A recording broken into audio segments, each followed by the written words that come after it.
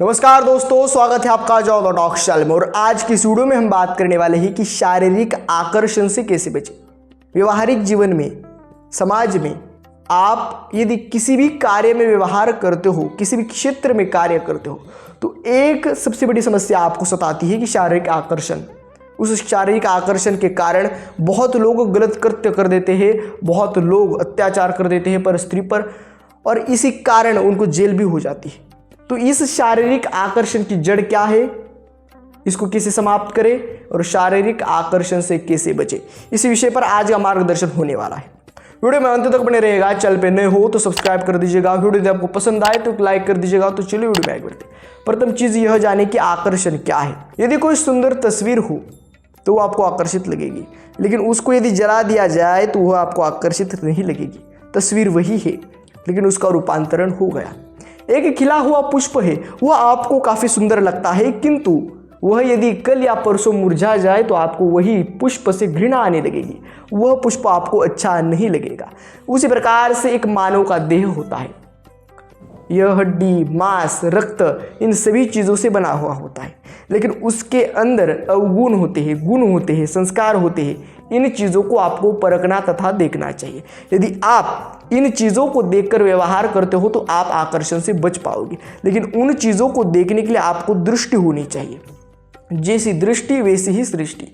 आप यह जाने कि आकर्षण किस चीज़ पर होता है, शरीर पर, सौंदर्य पर, और यह शरीर तथा सौंदर्य एक दिन मुरझा जाएगा। जिस प्रकार से मैंने कहा कि एक सुंदर तस्वीर जलाने के बाद कुरूप दिखती है, एक सुंदर पुष्प मुरझाने के बाद कुरूप दिखता है, उस प्रकार से एक मानव देह भी वृद्ध होने के पश्चात कुरूप दिखेगा। वो कितना भी सुंदर हो, उसका चेहरा एक ना एक दिन मुरझा जाएगा और तब आपको उससे घृणा आने लगेगी।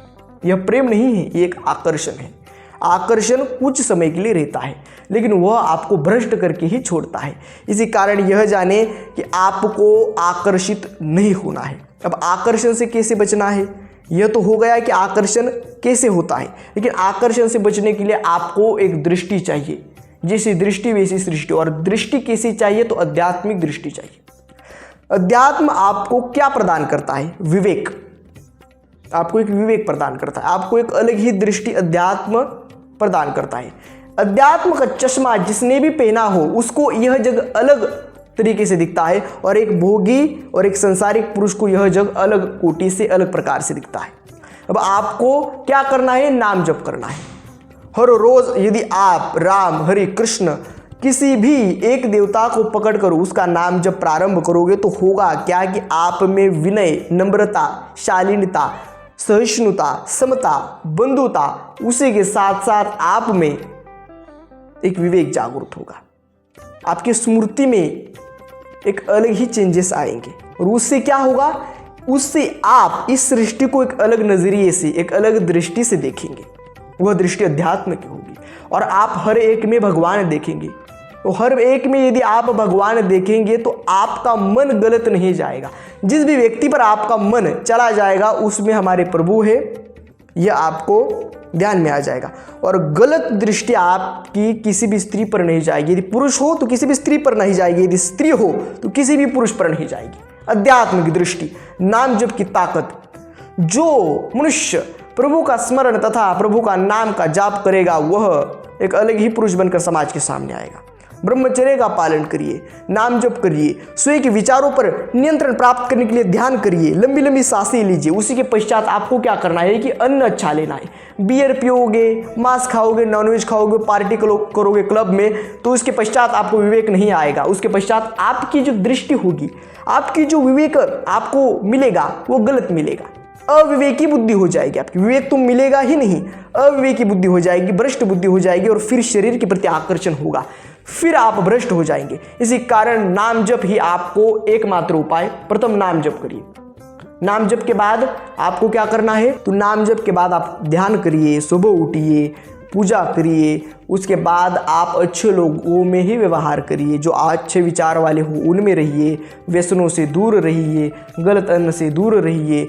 हर एक, जब आप किसी भी स्त्री को देखकर, यदि आप पुरुष हो और किसी भी स्त्री को देखकर आपके मन में गलत विचार आते हैं तो आपको क्या करना है? उसके चरण की तरफ देखना है। हर एक में प्रभु है, ऐसा जानना है। हर एक रूप में प्रभु है, अलग अलग रूप में प्रभु है। एक दारू पीने वाले व्यक्ति में भी प्रभु है और तथा एक सत्संग सुनने वाले व्यक्ति में भी प्रभु है। लेकिन क्या हो रहा है, वो अपने अंदर के प्रभु को पहचान नहीं रहा, अपने अंदर के तत्वों को, अपने अंदर के अंश को पहचान नहीं रहा है। इसी कारण यह हो रहा है। श्री कृष्ण कहते हैं कि मैं हर एक कण कण में विराजित हूँ, हर एक लिविंग नॉन लिविंग में भी श्री कृष्ण बसते हैं। और ये एक माया है, ये माया के बंधन से आपको बाहर निकलना चाहिए। क्या होता है कि विषयों का चिंतन करने वाले व्यक्ति की उन विषयों में आसक्ति हो जाती है। आसक्ति से काम का जन्म होता है, काम की पूर्ति ना होने से क्रोध उत्पन्न होता है, और जब क्रोध उत्पन्न होता है तो क्रोधा भवति सम्मोहा, सम्मोहा स्मृति विभ्रम, स्मृति वर्णशा बुद्धिनाशो बुद्धिनाशात् प्रणश्यति। क्रोध उत्पन्न होने से स्मृति में भ्रम पैदा होता है, स्मृति में भ्रम पैदा होने से मनुष्य अपनी स्थिति से गिर जाता है, उसकी बुद्धि का विनाश हो जाता है और मनुष्य का सर्वनाश हो जाता है। इसी कारण यह गीता के वाक्य है, ये गीता की बोली है, श्री कृष्ण की बोली है। इसी कारण इस पर अव्वल कीजिए, इस पर व्यवहार कीजिए।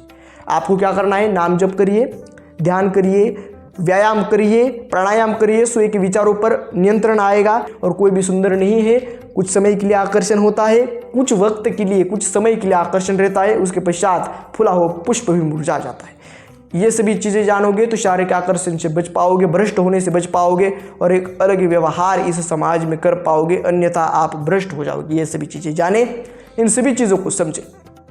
आज के वीडियो में इतना ही, मिलते हैं अगले वीडियो में ऐसे एक नए टॉपिक के साथ। तब तक के लिए धन्यवाद।